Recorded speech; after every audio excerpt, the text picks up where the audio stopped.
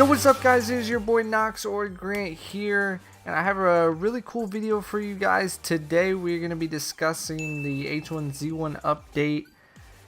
There's a lot of cool new stuff in there, and also I'll have some gameplay in the background of a couple games I played today. Only played for a couple hours, so they're not the coolest clip, but they're just basically there to showcase some of the new features and stuff. So let's go ahead and get right into it.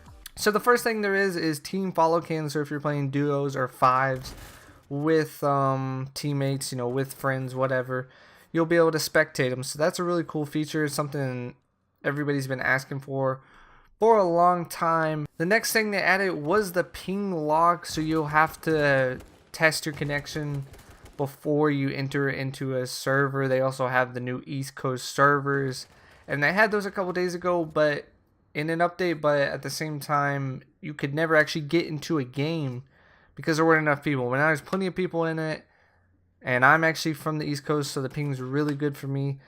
So yeah, that will do it for the ping lock.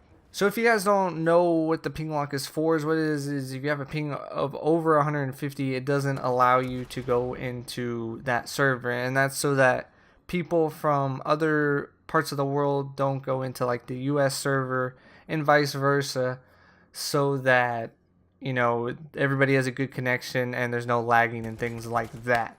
Another big part of this update, guys, is the new changes to the vehicles. So basically they're trying to limit the amount of vehicles that are left at the end of the game, so, you know, everybody's not just driving around circling each other, which is usually what ends up happening.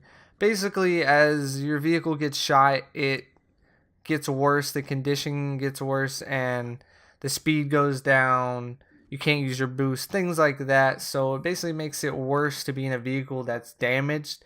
And it also makes it where, like, a lot of people pick cop cars over Jeeps and things like that.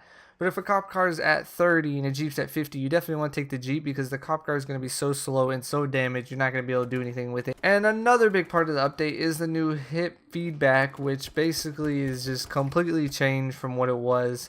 If you shoot somebody in the body, it's going to be red. If you hit a helmet or armor, it's going to be yellow.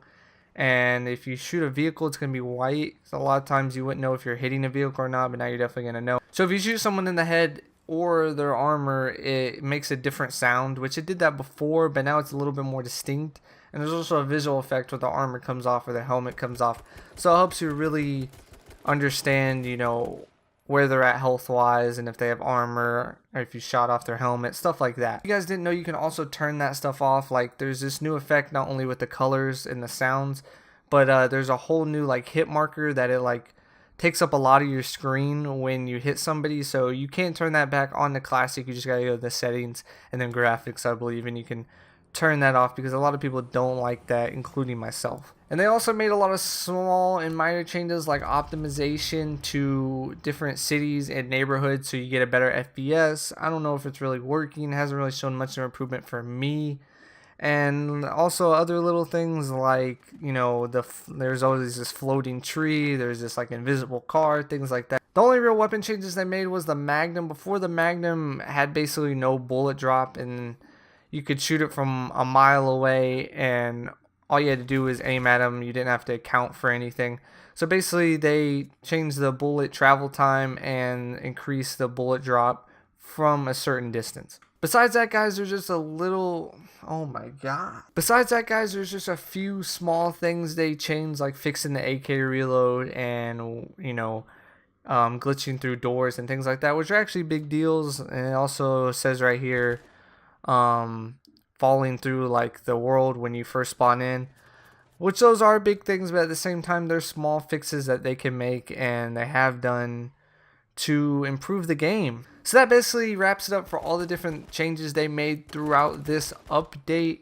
But I'm just curious to get your guys' opinion on what you guys think about the new update, and whether you like it, whether you've played it or not, whether you wish they would have changed more, wish they would have changed less. Everyone has different thoughts and different opinions, and obviously I'm one to think that they need to change more, but obviously I know they can't fix everything at the same time. I feel like they haven't done what they need to do, and a lot of people feel the same way. They feel like Daybreak is kind of messing up the game, but I think it'll be alright, because Battlegrounds is around the corner, and they are, you know, pushing H1Z1 to hopefully make a better game for you guys. So like I said before, go ahead and leave your thoughts and opinions in the comment section below.